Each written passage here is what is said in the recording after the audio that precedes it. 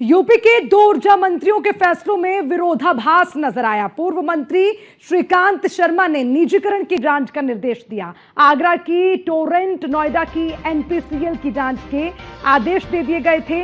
अनुबंध की शर्तें पूरी न करने पर जांच के आदेश दिए गए। तत्कालीन यूपीपीसीएल अध्यक्ष एम देवराज ने गठित की थी कमेटी। वर्तमान ऊर्जा मंत्री ने निजीकरण के प्रयोग की पत्रावली दबाई। बिजली कंपनियों के निजीकरण के मामले में बड़ा खुलासा हुआ, जिसमें यूपी के 42 जिलों के निजीकरण को लेकर सवाल उठाए गए। टोरेंट पावर की जांच में मामले का खुलासा हुआ था। 2200 करोड़ का बकाया वसूलकर टोरेंट दबाने का काम किया गया। टोरेंट को बकाया वसूल कर यूपीपीसीएल को देना था। टोरेंट पावर ने उपभोक्ताओं से पूर्व में अधिक वसूली दर की आयोग के निर्देश पर कम हुई, तो वहीं पर एचपीसीएल की विद्युत दरें यूपीसीएल निजीकरण को बढ़ाने की कोशिश अब की जा रही है। तो यूपीपीसीएल निजीकरण को बढ़ाने की हर कोशिश जारी है। निश्चित तौर पर इसमें जो तमाम चीजें हैं उसके दरमियान आयोग के निर्देश पर अब जो एचपीसीएल को लेकर कमी है वो यूपीपीसीएल निजीकरण को बढ़ाने की अब कोशिश इस तरफ की जा रही है। तो यूपीपीसीएल निजीकरण को बढ़ाने की कोशिश की जा रही है। देखिए, बार बार इसलिए दोहराना जरूरी है क्योंकि इस पर ऊर्जा मंत्री के फैसलों में विरोधाभास सब होता नजर आ रहा है। यूपी के दो ऊर्जा मंत्री हैं जिनके फैसलों को लेकर यह विरोधाभास दिख रहा है, जिसमें पूर्व मंत्री श्रीकांत शर्मा ने निजीकरण की जांच का निर्देश दिया था।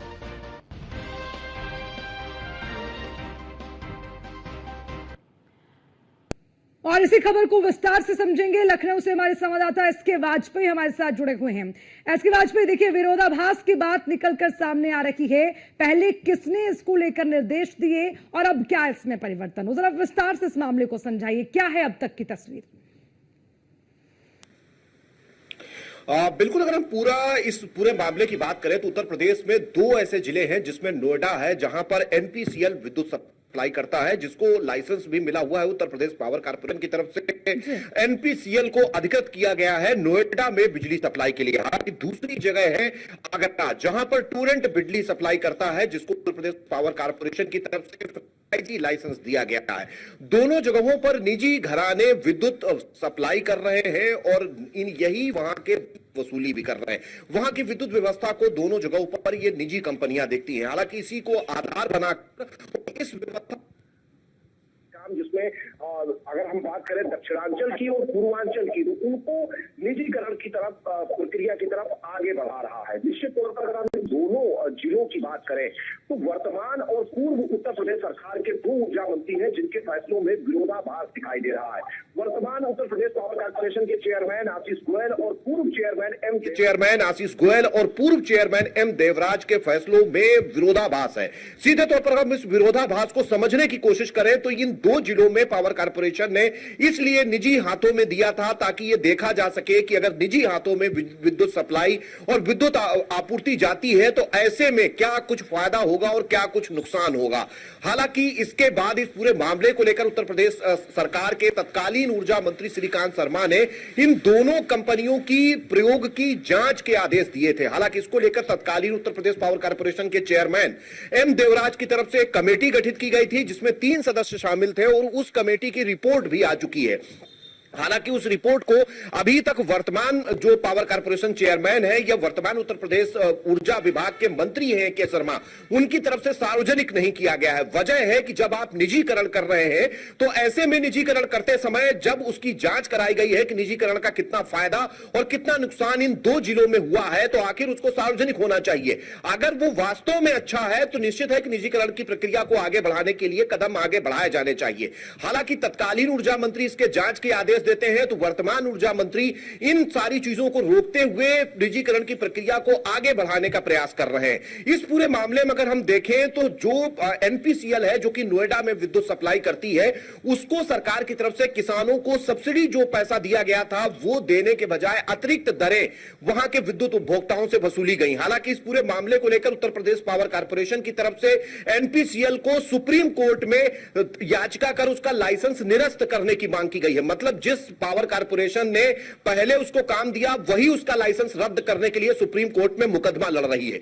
वहीं अगर हम दूसरी जगह टोरेंट पावर की बात करें तो Torrent power Uttar Pradesh power corporation के 2200 करोड़ मतलब 2200 करोड़ रुपए उपभोक्ताओं से तो वसूल चुकी है, लेकिन पावर कारपोरेशन को वापस नहीं कर रही है। दूसरा, पावर कारपोरेशन को टोरेंट के जरिए हर साल कम से कम 200 करोड़ का नुकसान हो रहा है और टोरेंट पावर कारपोरेशन को इससे करीब 800 करोड़ का फायदा हो रहा है। मतलब साफ है कि कहीं ना कहीं दोनों कंपनियां फायदे में है लेकिन पावर कारपोरेशन घाटे में है। अगर पावर कारपोरेशन के हम ऑल ओवर घाटे की बात करें तो करीब 1,10,000 करोड़ का उत्तर प्रदेश पावर कारपोरेशन पर घाटा है।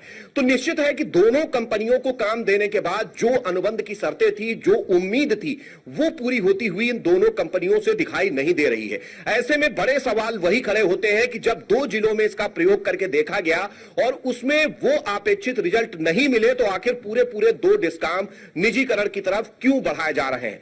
सवाल यही है कि उत्तर प्रदेश सरकार में बीजेपी की सरकार 2017 में थी, तब तत्कालीन ऊर्जा मंत्री श्रीकांत शर्मा हुआ करते थे। वो इस प्रयोग की जांच करा रहे थे, जांच भी हुई, रिपोर्ट भी आई, लेकिन सार्वजनिक नहीं की गई।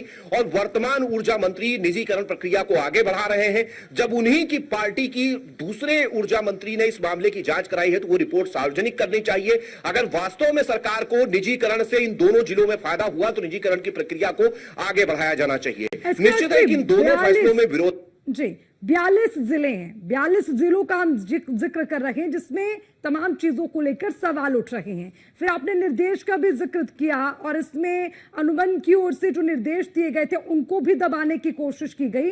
तो इन तमाम चीजों को अगर जोड़कर देखें, अब क्योंकि खुलासा हो गया है, तो क्या उम्मीद आगे करे कार्रवाई की?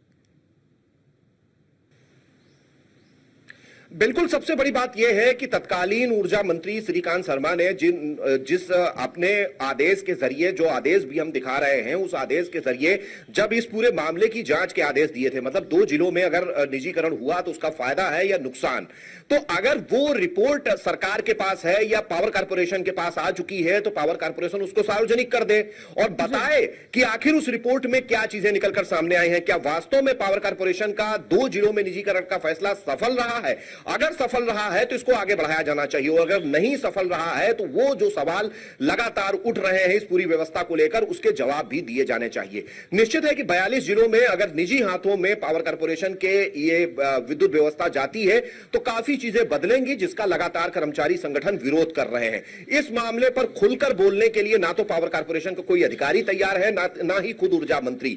तो अब देखना यह है कि इस पूरे मामले में खुद भारतीय जनता पार्टी की सरकार के तत्कालीन मंत्री श्रीकांत शर्मा जांच कराते हैं तो वर्तमान मंत्री ए.के. शर्मा जांच को दबा जाते हैं। अब देखना है यह कि इस पूरे मामले को लेकर क्या कुछ आगे होता है। अगर ऐसी कोई रिपोर्ट पावर कारपोरेशन के पास आई है तो उसको सार्वजनिक करने में आखिर क्या समस्या है। अगर फायदा नहीं है तो फिर निजी कंपनियों को काम दिया क्यों जा रहा है। सबसे बड़ी बात यह है कि Torrent power Uttar Pradesh power corporation का 2200 करोड़ रुपए दबाकर बैठी है और हर साल कम से कम 800 करोड़ रुपए का फायदा पावर कारपोरेशन से सस्ती बिजली खरीदकर महंगी बिजली उपभोक्ताओं को बेचकर कमा रही है।